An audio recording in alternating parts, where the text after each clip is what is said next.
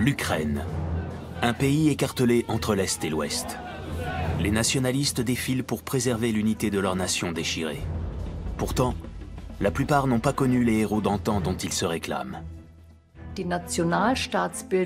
La construction de l'État ukrainien est une tragédie qui dure depuis plusieurs siècles. Les Ukrainiens ont toujours été le jouet d'autres puissances. Il en va de même pour la Pologne. Au sortir de la Première Guerre mondiale, le pays doit défendre chèrement sa souveraineté. Un siècle plus tard, cette époque reste ancrée dans la mémoire collective. Polscy żołnierze, polscy chłopcy obronili wtedy Europę przed czerwoną zarazą. À la fin de la Première Guerre mondiale, la catastrophe originelle du XXe siècle, les peuples d'Europe de l'Est se prennent à rêver d'indépendance et de liberté. La conférence de la paix qui s'ouvre à Paris en 1919 vise à définir un nouvel ordre mondial et à faire avancer le principe d'autodétermination. La tâche est colossale et les Alliés sous-estiment les répercussions dramatiques pour une région qui va bientôt sombrer à nouveau dans le chaos. C'est une reconfiguration radicale de la carte de l'Europe qui s'accompagne de l'apparition de nouveaux États. L'ancien royaume de Pologne devient ainsi une république et la Tchécoslovaquie voit le jour. Un vent de renouveau souffle sur toute l'Europe de l'Est. Pourtant, il ne suffit pas de déclarer la paix pour mettre fin à la guerre. Voilà une dizaine d'années que l'historien allemand Robert Gerwarth étudie les conséquences du traité de Versailles. Selon lui, le traitement réservé aux vaincus de la Première Guerre mondiale ne pouvait que déboucher sur de nouveaux conflits, avec leur cortège de morts, de déplacements forcés et de haine irréconciliable dont les effets perdurent jusqu'à nos jours. L'Allemagne y a aussi sa part de responsabilité. La série de traités signés en région parisienne va changer à jamais la face du monde. En Europe de l'Est, où la fin de la Première Guerre mondiale est suivie d'une vague d'indépendance, mais aussi au Proche-Orient, cette période joue un rôle très important. Je crois qu'il est crucial de le comprendre, afin de mieux analyser les conflits contemporains dans ces régions.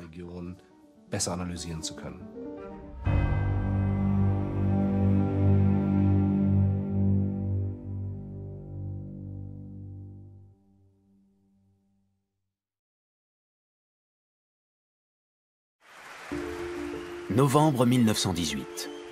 Les États-Unis fêtent la fin de la guerre dans la liesse générale. Longtemps, le pays a refusé de s'engager dans ce lointain conflit européen. À présent, il joue dans la cour des grandes puissances.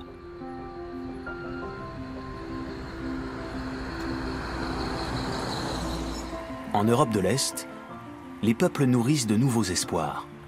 Ils aspirent à la liberté, à la souveraineté, et à la fin du joug des trois grands empires, allemands, russes et austro-hongrois. Les négociateurs réunis à Versailles doivent donc concilier des intérêts très disparates. Le résultat ne peut qu'être voué à l'échec. Pendant plusieurs mois, à partir de janvier 1919, le monde a les yeux rivés sur Paris. Les vainqueurs se sont fixés un objectif inatteignable, négocier une paix qui empêchera toutes les futures guerres. Mais beaucoup y croient parmi les peuples alliés qui défilent pacifiquement sur les Champs-Élysées le 14 juillet de la même année. À Paris en général et après la Première Guerre mondiale en général, je pense qu'on peut voir aussi les choses de façon optimiste.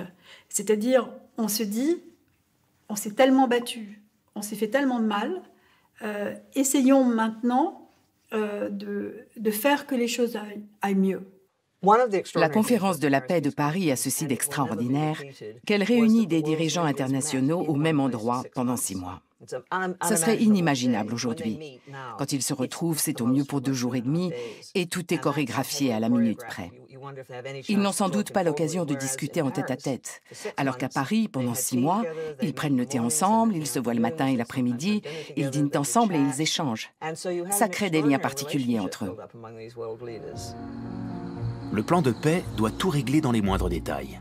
Création d'États, partition et changement de frontières. Ceux que l'on appelle les 3 grands, la France, le Royaume-Uni et les États-Unis, sont à la manœuvre, tandis que les autres pays sont là en spectateurs. L'Allemagne, pays vaincu, n'est pas conviée à la table des négociations. Il faut se mettre à la place des participants.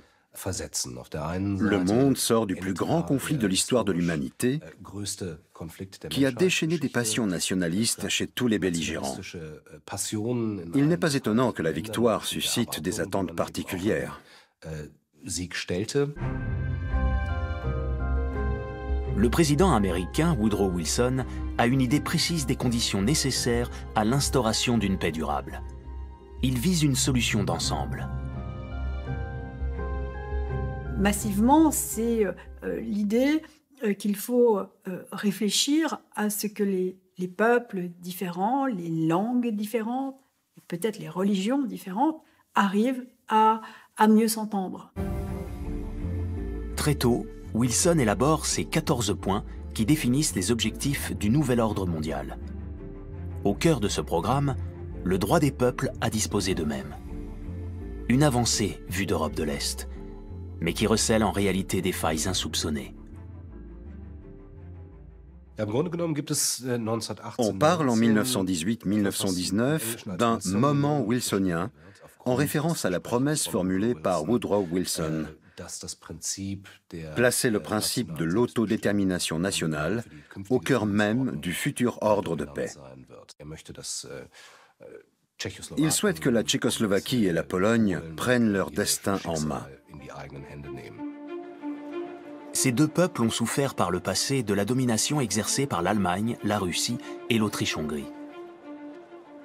De petits États nationaux doivent voir le jour sur les ruines des trois immenses empires. Une approche libérale motivée par les intérêts stratégiques des puissances victorieuses. L'Europe centrale et orientale est une région essentielle.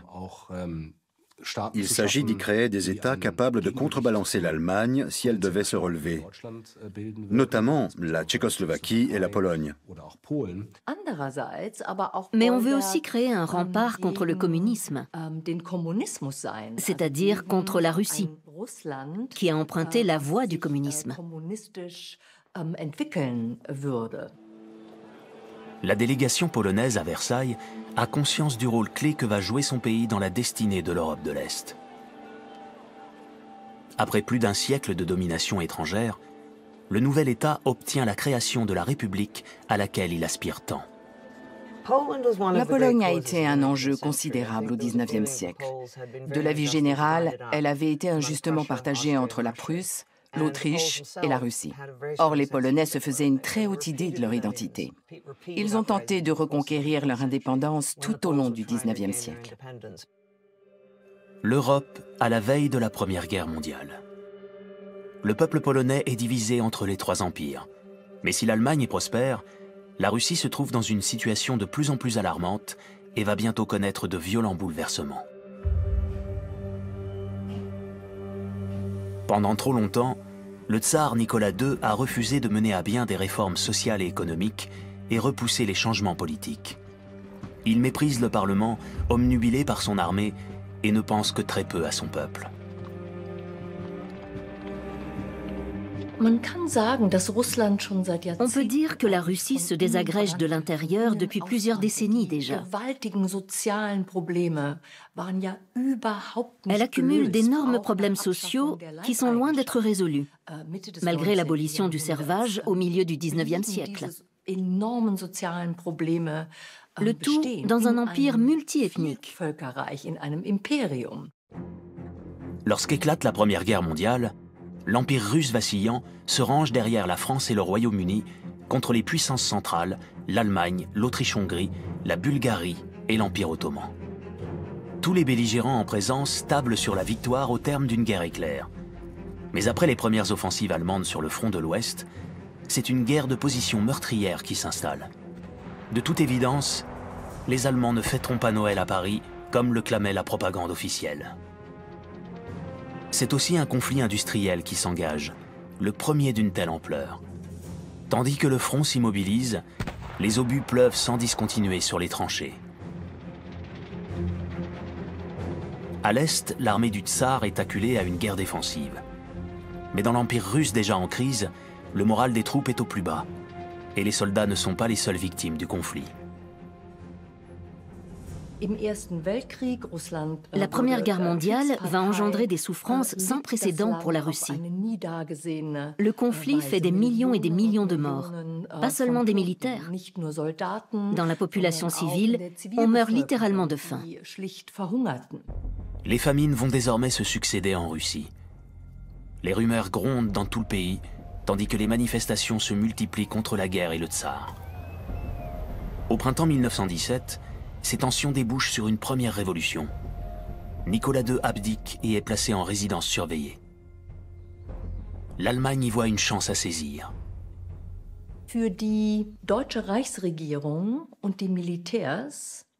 Pour le gouvernement allemand et pour son armée, la priorité en 1917 est d'apaiser le front de l'Est.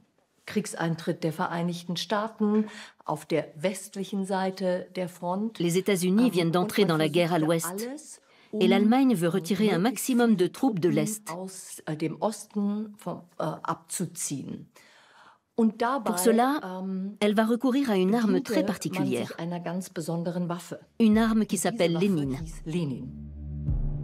L'Allemagne finance et organise le retour en Russie de Lénine, parti s'exiler en Suisse, dans l'espoir qu'il fomentera une seconde révolution et mettra fin au combat sur le front de l'Est. Cet acte d'ingérence extrême va changer la face du monde. La stratégie fonctionne et Lénine prend le pouvoir par un coup d'État. Le peuple russe réclame la paix, enfin. C'est la grande promesse des bolcheviks.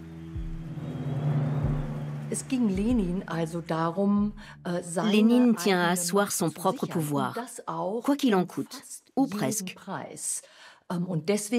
C'est pourquoi il engage des négociations de paix avec l'Empire allemand. En position de force, les Allemands imposent leurs intérêts lors des pourparlers de Brest-Litovsk. Les bolcheviks sont pieds et poings liés. Pour la Russie, la guerre est ainsi terminée, mais le prix à payer est énorme.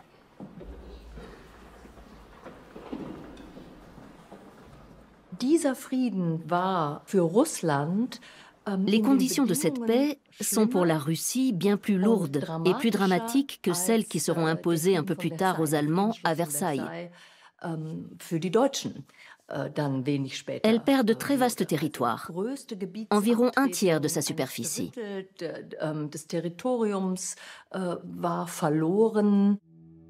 Parmi ces pertes figure une partie des régions baltes et de l'Europe de l'Est, d'anciens territoires du tsar occupés par les puissances centrales. Mais pour l'Allemagne, ni les gains territoriaux, ni la fermeture du front de l'Est ne suffiront à faire pencher la balance en faveur d'une victoire. Au cours de l'année 1918, la défaite des puissances centrales semble de plus en plus inéluctable. Les belligérants sont à bout. La guerre de position s'est soldée par des millions de morts parmi les soldats. Voyant ses derniers espoirs de victoire s'envoler à l'automne, l'Allemagne se déclare prête à déposer les armes. Il s'ensuit une ère de grands bouleversements. Au soulagement de voir finir cette guerre atroce, se mêlent des espoirs d'indépendance pour les peuples jusqu'alors soumis à l'autorité d'empires étrangers. Au sein des mouvements autonomistes et des partis nationalistes, beaucoup y voient une occasion de fonder leur propre État. Les empires sont en pleine décomposition. Dès 1917, la Finlande a déclaré son indépendance. Les pays baltes lui emboîtent le pas. Puis ce sont la Pologne et la Tchécoslovaquie qui proclament des républiques, comme beaucoup d'autres peuples dans le chaos de l'immédiate après-guerre.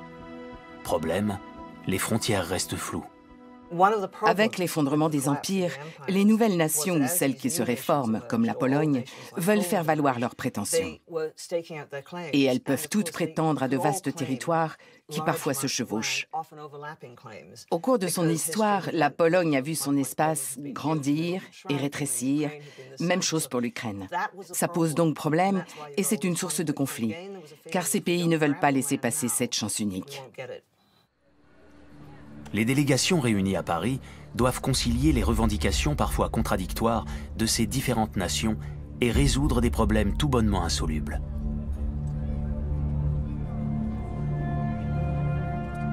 Comme le prophétise Churchill, ministre britannique de la guerre, La guerre des géants est terminée. Les querelles de pygmées peuvent commencer. Même les vainqueurs ne parviennent pas à éviter l'émergence de nouveaux conflits. Les Alliés comptent parmi les pays les plus puissants de la planète et possèdent de gigantesques armées. Mais dès la fin de la guerre, ils font tout pour démobiliser leurs soldats. Si les forces alliées paraissent impressionnantes, elles sont donc en réalité en déclin tout au long de la conférence de Paris. Et leurs opinions publiques n'ont aucune envie qu'on envoie des troupes dans d'obscures parties du monde pour s'immiscer dans des conflits locaux. Il aurait été très difficile pour les Alliés d'empêcher ces guerres d'éclater à ce moment-là. La Russie est encore loin d'être pacifiée. Si la révolution a triomphé, le peuple reste profondément divisé.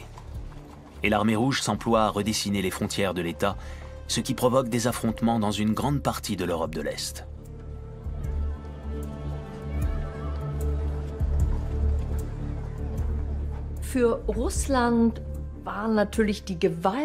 L'enjeu pour la Russie, ce sont bien sûr les immenses territoires qui appartenaient autrefois à l'empire du Tsar et auxquels il a fallu renoncer en vertu de la paix de Brest-Litovsk. Pour les Russes, il est évident que ces territoires, même s'ils ne font pas partie du noyau dur de la Russie, ont toujours appartenu à l'empire.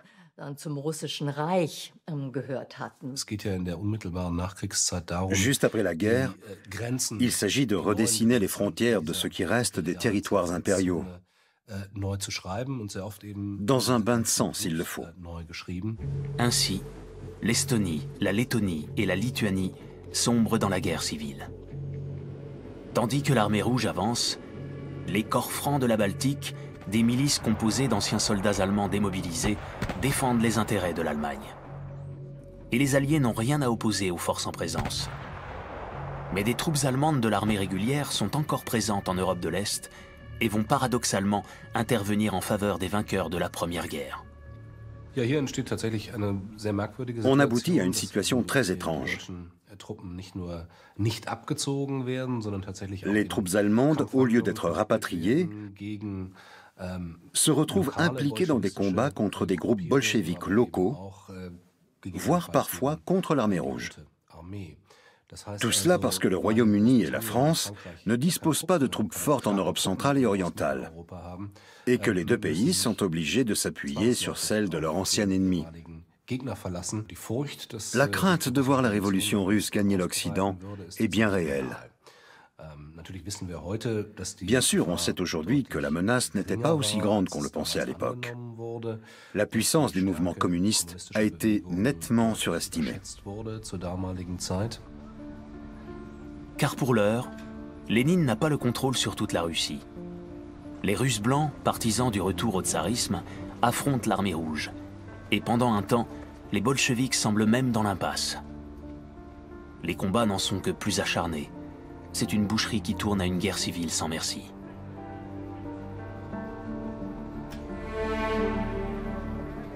Pour maintenir son pouvoir fragile, Lénine est prêt à tout. Des atrocités sont commises dans tout le pays.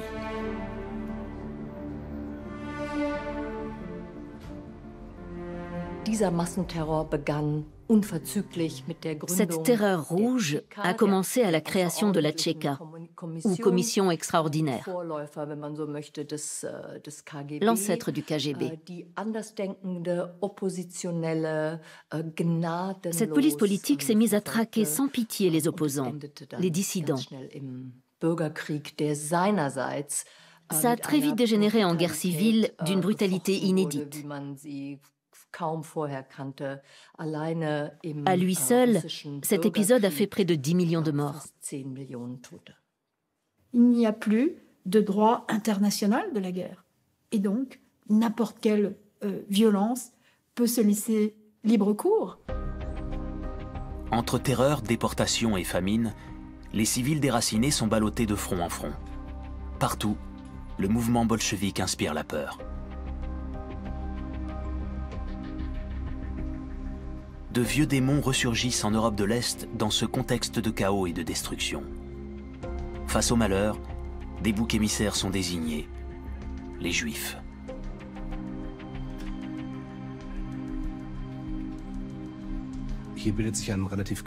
C'est un schéma de pensée dangereux qui se répand.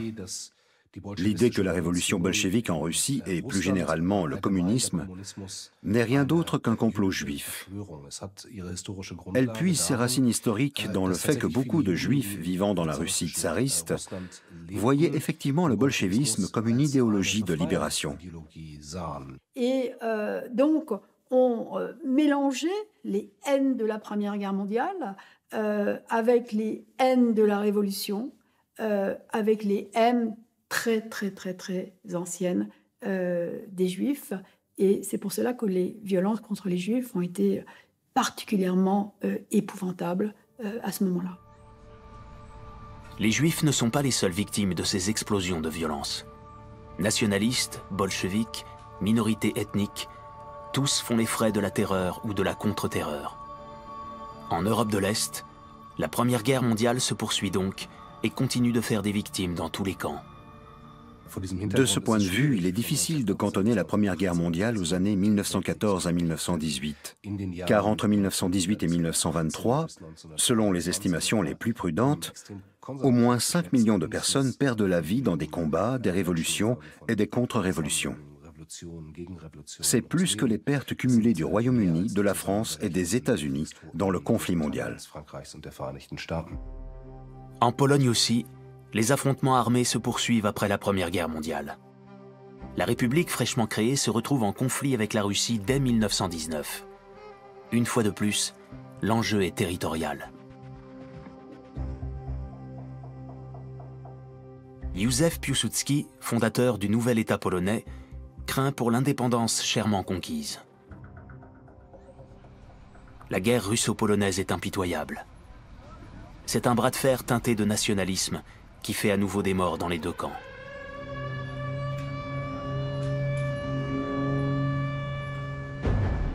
La Pologne lutte pour sa survie et la souveraineté de son peuple.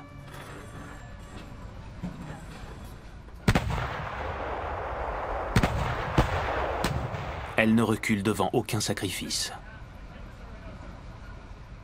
Les uns en ont assez de la guerre et veulent plus jamais la faire. C'est même l'immense majorité des combattants de la Première Guerre mondiale.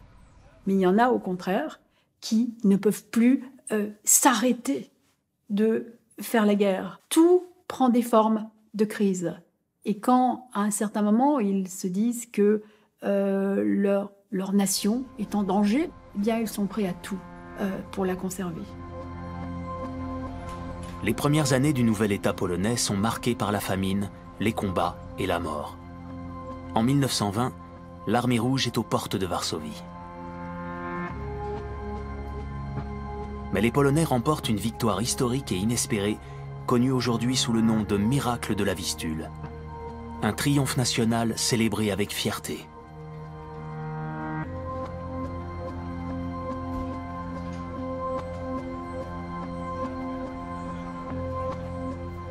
La bataille de Varsovie a profondément marqué la conscience nationale polonaise et est commémorée aujourd'hui comme l'un des événements historiques les plus importants du pays. Polscy żołnierze, polscy chłopcy obronili wtedy Europę przed czerwoną zarazą. Męstwo polskich żołnierzy, naszych pradziadów, zapobiegło tej katastrofie. To była wielka bitwa, jedna z największych w dziejach świata i jedna z najważniejszych w dziejach świata. To była nasza wielka wiktoria. Pour les pays d'Europe de l'Est qui ont émergé de l'Empire soviétique, le nationalisme représente aujourd'hui une forme de liberté. Mais l'autre face du nationalisme est plus sombre. Un peuple s'arroge ainsi le droit de décréter qui lui appartient ou non. Il divise. C'est une force puissante et déstabilisante. En témoigne de nos jours le défilé commémorant chaque année l'indépendance de la Pologne. Le pays s'est engagé dans une voie qui se nourrit de l'histoire et où le nationalisme revêt les habits de la respectabilité. Le gouvernement conservateur promet que la Pologne n'aura plus jamais à se soumettre. C'est une fête extraordinaire, parce que nous pouvons y exprimer notre patriotisme, mais aussi l'attachement à notre patrie et aux valeurs qu'elle incarne. Regardez par exemple les commémorations officielles de la fin de la Première Guerre mondiale en Pologne. C'est très intéressant parce que l'accent est surtout mis sur la création de la République polonaise et de l'État national indépendant, tandis que le souvenir de la Première Guerre proprement dit est depuis longtemps passé au second plan. Il y a une bonne raison à cela. Pendant la guerre, les Polonais ont combattu dans 3 armées différentes, celle du tsar de Russie, celle de la monarchie des Habsbourg et celle de l'empereur allemand. Ils pouvaient très bien se retrouver dans des camps opposés. Ce souvenir est donc clivant, tandis que la commémoration de la fondation du nouvel État polonais en 1918 apparaît plus fédératrice. Elle coupe court à un discours pluraliste qu'elle remplace par un récit national apaisant.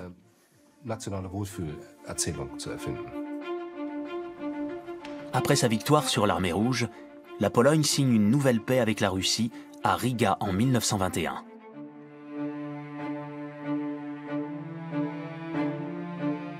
Les cartes sont rebattues. La Pologne récupère de vastes territoires à l'est, tandis que l'Ukraine doit renoncer à l'indépendance qu'elle a proclamée à la fin de la guerre. Son territoire est divisé entre la Russie et la Pologne. C'est le début de l'ère des États-nations. Mais ces États-nations sont loin d'être homogènes. Ils sont au contraire très mélangés d'un point de vue ethnique et comparables à des empires en modèle réduit. À ceci près qu'ils ne possèdent ni la tradition séculaire, ni le savoir-faire nécessaire pour gérer la diversité ethnique, ce qui ne manquera pas de poser des problèmes considérables. Avec l'effondrement des empires européens et la création de nouveaux États comme la Pologne, la Tchécoslovaquie ou la Yougoslavie, un tiers environ des peuples d'Europe centrale se retrouvent en situation de minorité dans leur pays de résidence. Un problème dont les Alliés ont conscience dès la conférence de Paris. Comment garantir le respect des droits de ces minorités afin d'éviter de nouveaux conflits?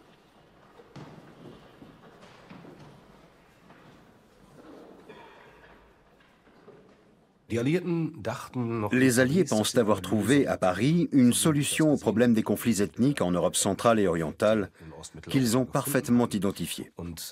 Cette solution prend la forme des traités de minorité, sans doute une des meilleures initiatives issues de la conférence de la paix en 1919. Les Alliés veulent faire en sorte que les différentes minorités soient en sécurité, y compris les importantes populations juives d'Europe centrale, notamment de Pologne. Ces traités visent à les protéger et à leur conférer certains droits, notamment celui de bénéficier d'une éducation ou d'un accès à la justice dans leur langue. Avant de pouvoir être reconnus par la communauté internationale, tous ces nouveaux États d'Europe centrale et orientale doivent signer un traité. Ils s'engagent à respecter les droits de leurs minorités ethniques et religieuses et à permettre aux intéressés de faire valoir leurs droits devant une instance de justice internationale. Certains pays, comme la Pologne ou la Roumanie, signent à contre-cœur. Ils demandent à raison pourquoi on ne demande pas à la Grande-Bretagne de garantir la protection des Irlandais et des Écossais. Et donc cette contradiction est une contradiction politique, mais je dirais que ça va plus loin. C'est une contradiction éthique. Il y a d'un côté des États qui ont le droit de faire ce qu'ils veulent, et puis d'autres qui doivent signer des traités de minorité. Lemberg est aujourd'hui Lviv, la grande ville de l'ouest de l'Ukraine. Rattachée à la Pologne par le traité de paix de Riga, c'est au début des années 1920 un lieu de brassage ethnique et culturel. L'une de ces minorités religieuses est bientôt prise pour cible, les Juifs, au mépris de la promesse donnée de préserver leur sécurité. Qui garantirait cette protection d'ailleurs? Pour le gouvernement polonais, les Juifs sont des citoyens de deuxième classe. En Pologne, pense-t-il, beaucoup trop de minorités. Ils voudraient être entre Polonais chrétiens, et il y a beaucoup trop d'Ukrainiens, et il y a surtout, pour les Polonais, beaucoup trop de Juifs. De nos jours, en Ukraine, la mémoire de cette époque mouvementée est encore très vivace.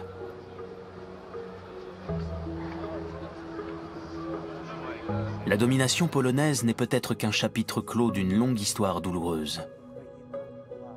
Mais selon l'historien ukrainien Taras Krivoul, elle a laissé des marques indélébiles dans le pays. On en trouve des exemples dans le système scolaire.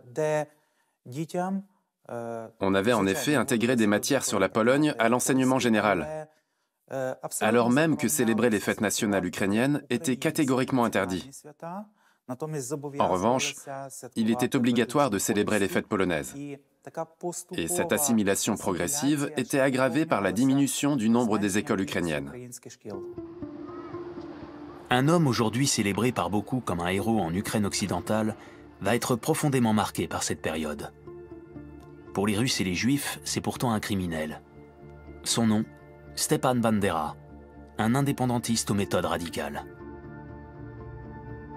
Il s'est battu toute sa vie pour la souveraineté de l'Ukraine. Son action reste ancrée de nos jours dans la conscience des Polonais, des Russes et des Ukrainiens.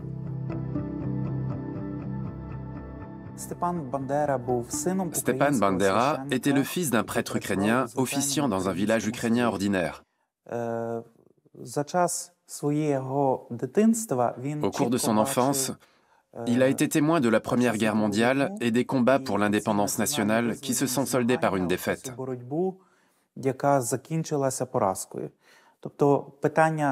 Si bien que le sentiment d'injustice qu'il éprouvait remontait en fait à son enfance.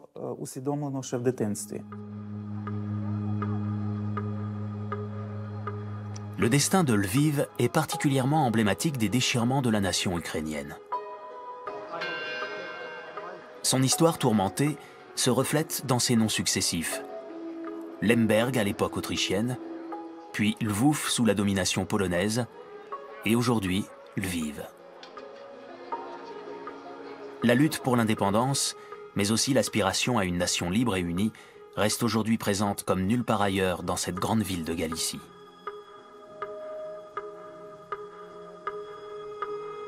Dès 1918, le mouvement indépendantiste ukrainien profite de la dislocation de l'Empire austro-hongrois pour revendiquer la souveraineté sur Lemberg. Le rêve d'un État ukrainien semble à portée de main. Une république est proclamée. Mais le projet est voué à l'échec.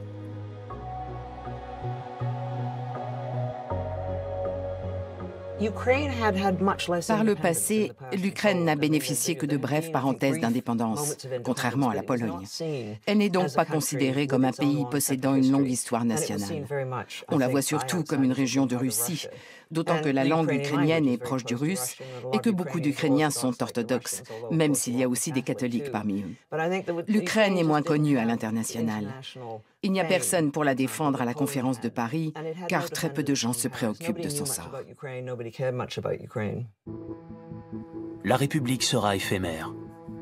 Des troupes commandées par Józef Piłsudski, fondateur de l'indépendance polonaise, investissent sans difficulté la partie occidentale du pays, tandis qu'à l'est, c'est l'armée rouge qui prend le pouvoir. L'Ukraine partagée entre l'ouest et l'est.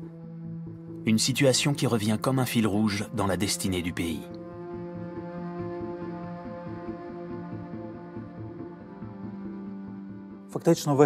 Ce qui s'est passé, c'est que les plus petits pays ont accédé à l'indépendance, tandis que les Ukrainiens ont servi de monnaie d'échange. Et les États les plus puissants se sont payés sur l'Ukraine. Ce sentiment était particulièrement marqué en Galicie, où la déception était très forte, car la révolution nationale dans le prolongement de la Première Guerre mondiale n'avait pas abouti. Il fallait poursuivre l'action, car des efforts analogues, on le voyait, avaient débouché sur la victoire dans d'autres pays. Il fallait donc déployer de grands efforts. Dans les années 1930, Stepan Bandera dirige le combat indépendantiste dans la clandestinité. À la tête de l'Organisation des nationalistes ukrainiens, l'OUN, il est responsable de tentatives d'assassinat contre divers responsables politiques polonais. Concernant ses concitoyens juifs, ses opinions sont sans appel. Pour Stepan Bandera et ses partisans, les Juifs sont aussi responsables des bouleversements tragiques du moment.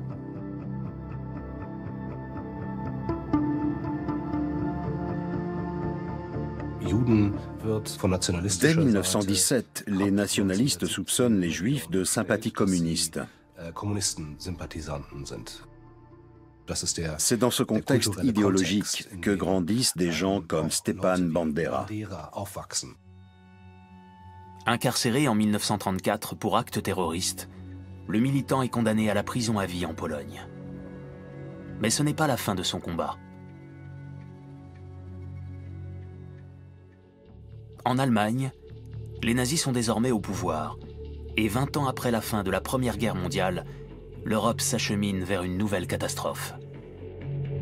L'un des objectifs du pouvoir national-socialiste est de conquérir de l'espace vital à l'Est. L'invasion de la Pologne par Hitler marque aussi le début des crimes contre l'humanité, le début de la Shoah. Mais aux yeux de Stepan Bandera, c'est une occasion historique qui se présente. Au début de la Deuxième Guerre mondiale, Stepan Bandera était en prison en Pologne, sous le coup d'une condamnation à perpétuité, c'est-à-dire jusqu'à sa mort.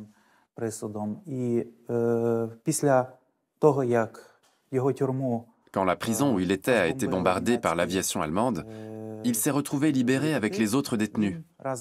Et pendant un certain temps, il a eu la possibilité de réunir des informations sur ce qui s'était passé en septembre 1939.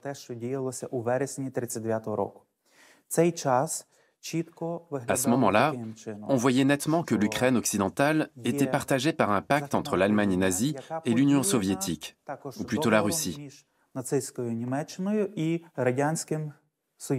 Et une fois de plus, l'Ukraine était devenue un instrument de transaction entre les deux États.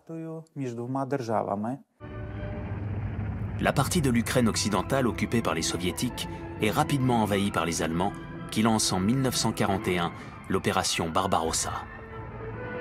Stepan Bandera, entre-temps libéré, combat avec ses hommes aux côtés de la Wehrmacht. Tag hat Feindberührung. Bolschewistische MG und Packnester liegen unter dem Feuer der deutschen Waffen.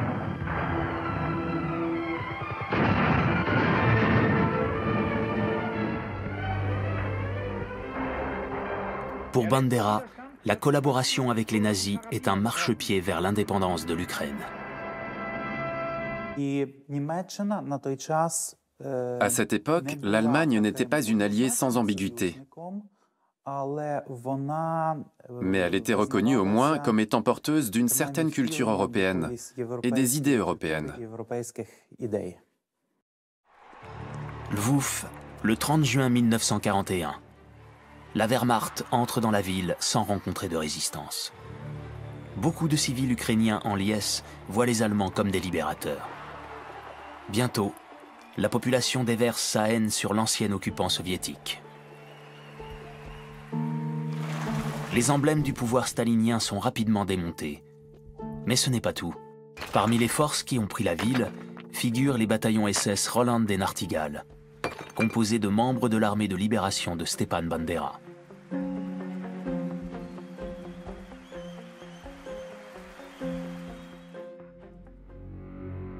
Les événements des heures qui suivent ne sont pas complètement élucidés à ce jour.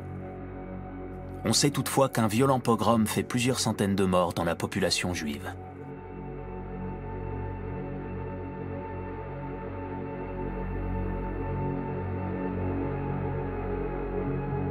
Selon des témoins, les partisans de Stepan Bandera prêtent main forte aux tortionnaires et meurtriers.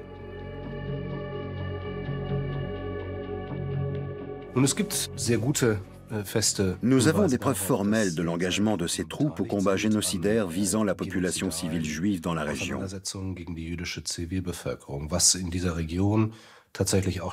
Cela s'inscrit d'ailleurs dans une longue et sinistre tradition qui remonte à la Première Guerre mondiale et à la fin de l'Empire austro-hongrois. Je n'ai jamais eu connaissance d'un seul élément confirmant la participation des nationalistes qui étaient membres de l'OUN de Stepan Bandera au pogrom de Lwów ou dans d'autres villes.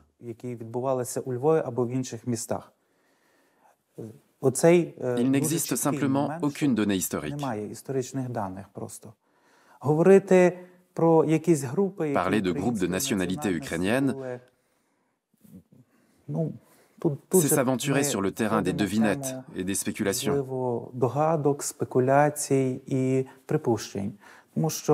En effet, ce n'est pas parce qu'un homme prétendait être ukrainien qu'il l'était vraiment.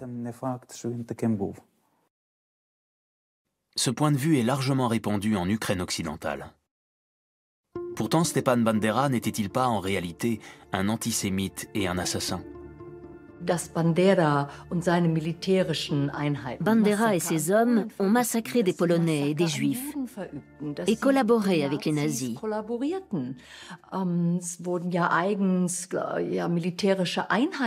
Ils avaient leur propre bataillon lors de l'invasion de l'Ukraine par les nazis.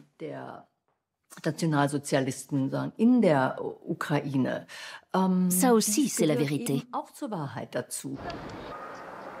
Si Bandera s'est rallié à l'Allemagne nazie, c'est avec une idée bien précise en tête. Obtenir enfin l'indépendance à laquelle il aspire tant. Peu après les pogroms de Lvov, les indépendantistes proclament la souveraineté de l'Ukraine. Mais cela ne cadre pas avec les projets des nazis. Il faut dire que beaucoup de nationalistes ukrainiens ont mal interprété les intentions des nazis.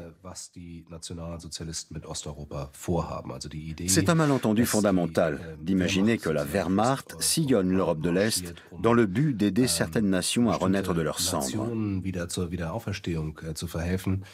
Les nazis pensent en catégories raciales, et il ne s'agit nullement pour eux de permettre à des peuples slaves d'accéder à l'autonomie, a fortiori à l'indépendance.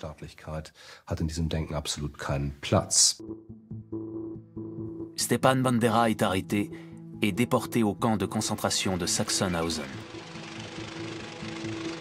Tandis que l'armée rouge commence à repousser la Wehrmacht, les Ukrainiens se retrouvent à affronter simultanément les Allemands et les Russes. Le mouvement de Bandera est pris entre tous les fronts. Stepan Bandera défend très sérieusement l'idée que pour parvenir à une Ukraine indépendante, puisque la collaboration avec les nazis n'a pas porté ses fruits, il faut combattre les deux systèmes. Les nazis, d'un côté, mais aussi et surtout Staline et l'armée rouge, de l'autre. Les partisans de Stepan Bandera, ou bandéristes, s'engagent dans une tactique de guérilla sanglante dont les effets se font encore sentir de nos jours en Russie et en Ukraine, de façon très différente. Staline, sa terreur de masse et l'armée rouge représentent l'ennemi à abattre pour Bandera et ses partisans. L'affrontement est donc implacable et sans merci des deux côtés.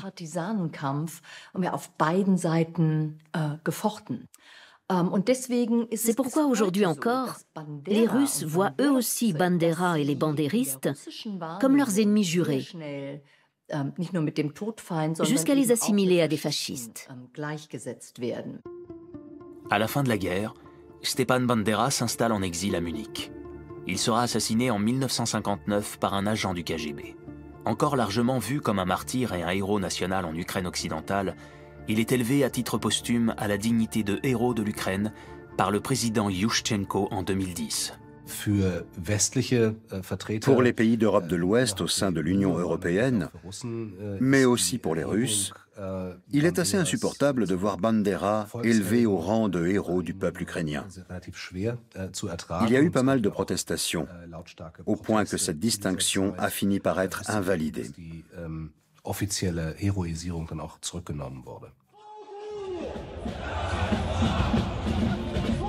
Cela n'empêche pas les nationalistes ukrainiens de commémorer tous les ans la naissance de Bandera, comme ici à Kiev en 2019. Pour eux, il demeure la grande figure de l'indépendantisme national, un symbole de résistance à l'oppression et à la domination étrangère. Et aucune critique du héros ne saurait être tolérée. Pourtant, les plaies qu'il a ouvertes dans le pays sont loin d'être refermées.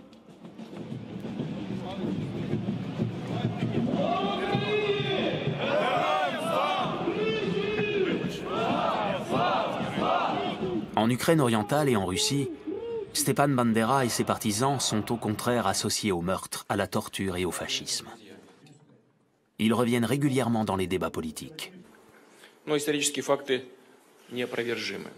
Так они свидетельствуют, что бандеровцы и другие коллаборационисты, пособники Гитлера, участвовали сами в уничтожении еврейского народа, в уничтожении евреев Львова, Одессы, Киева, других населенных пунктов Украины. À Lviv, des stèles commémorent l'emplacement de l'ancienne synagogue de la Rose d'Or incendiée par les nazis. Elles évoquent le destin des Juifs. S'ils étaient plus de 100 000 ici avant la Première Guerre mondiale, la communauté est pratiquement inexistante aujourd'hui. En tout, la terreur nazie a fait plus d'1 million de victimes juives en Ukraine. Mais à Lviv, le nom de Bandera reste indissociable de l'aspiration du pays à la liberté. À quelques kilomètres du monument, un restaurant voue un culte incongru à Stepan Bandera, célébrant sa vie et ses hauts faits.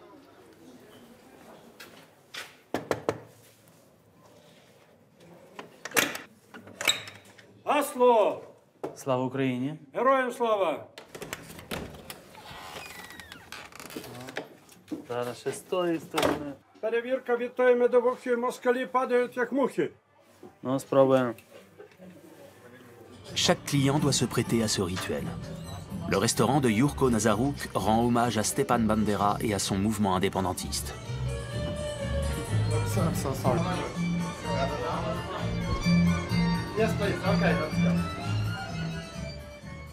Si Bandera a tué des Juifs, je ne sais pas. En a-t-il tué quelques-uns? Je ne sais pas. Et d'ailleurs, est-ce qu'il a tué? Je ne sais pas. Les Juifs le considèrent-ils comme un criminel et un terroriste? Je n'en suis pas sûr. En fait, Bandera était un symbole, et un symbole fort. Et il a été associé dans cette période à l'idée d'indépendance de l'Ukraine. C'est un homme qui entraînait les autres derrière lui, et il avait un but, l'indépendance de son pays. C'est tout.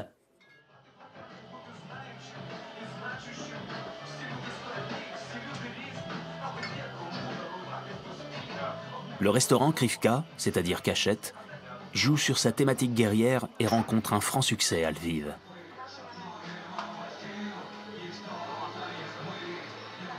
Les objets souvenirs qui décorent les murs ne semblent gêner personne. Et au-delà du concept marketing, le propriétaire semble être animé d'une conviction inébranlable. Il faut peut-être noter qu'il existe en Ukraine une certaine confusion entre les définitions de patriotisme et de nationalisme. Et dans une grande mesure, ce qui relève pour nous d'un patriotisme ordinaire, c'est le fait d'aimer son pays et de vouloir qu'il soit indépendant, l'endroit où l'on vit et où l'on pourrait s'épanouir.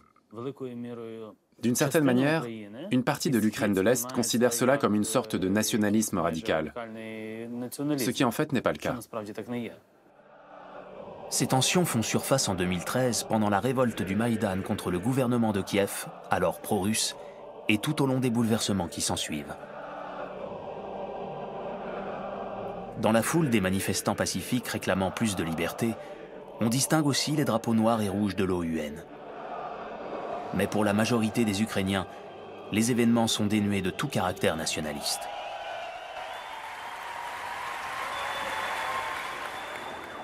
Pourtant, lorsque la situation dégénère en affrontements violents, les médias russes prennent prétexte de la présence des bandéristes pour affirmer que les fascistes veulent prendre le pouvoir en Ukraine. On sait que les événements de Kiev n'avaient rien d'un coup d'État fasciste. Certes, les nationalistes d'extrême droite, que l'on peut qualifier de fascisants, reviennent en force actuellement en Ukraine. Ça ne date pas de 2013-2014, mais d'avant. Et c'est une réalité dans l'évolution politique du pays. Mais actuellement, on ne peut pas dire que les fascistes soient aux responsabilités à Kiev. Bien au contraire. Moscou exploite cependant ce discours. L'annexion illégale de la Crimée par la Russie en 2014 n'est qu'un premier pas vers la déstabilisation de l'Ukraine.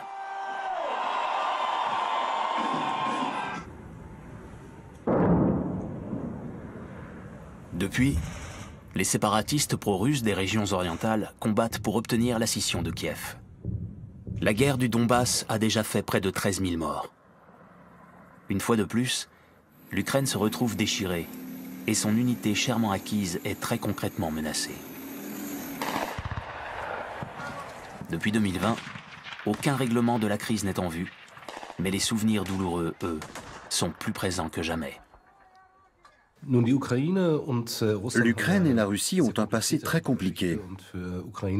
Pour les nationalistes ukrainiens, la brève indépendance de 1918 représente un moment très important et est souvent évoqué dans les débats contemporains. C'est-à-dire l'indépendance conquise à l'époque, mais réprimée dans le sang par les bolcheviks. Vous n'allez sans doute pas le croire, mais il y a pour nous beaucoup de parallèles entre aujourd'hui et 1918 et les années qui ont suivi.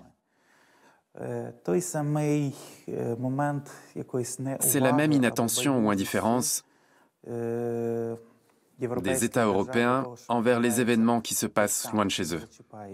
Bon nombre de conflits politiques que nous connaissons de nos jours en Europe de l'Est, par exemple en Ukraine, s'articulent autour de lignes de tension que l'on ne peut comprendre qu'en étudiant la Première Guerre mondiale et l'immédiate après-guerre, entre guillemets. Lors des négociations de Paris, les puissances victorieuses ont laissé l'Europe de l'Est livrée à elle-même. Une décision qui aura de lourdes répercussions. Le droit des peuples à disposer d'eux-mêmes, prôné par Wilson, a conduit à un regain de nationalisme et à de nouveaux bouleversements sources de guerre. La paix de Versailles, qui n'en a que le nom, a été le point de départ d'une série de conflits en Europe centrale et orientale. Les frontières et les nouveaux États qui voient le jour à cette occasion recèlent souvent un potentiel de conflit considérable. Depuis 1918, ces questions n'ont cessé de revenir à l'ordre du jour politique. En Ukraine, l'héritage sanglant de Versailles est perceptible encore de nos jours.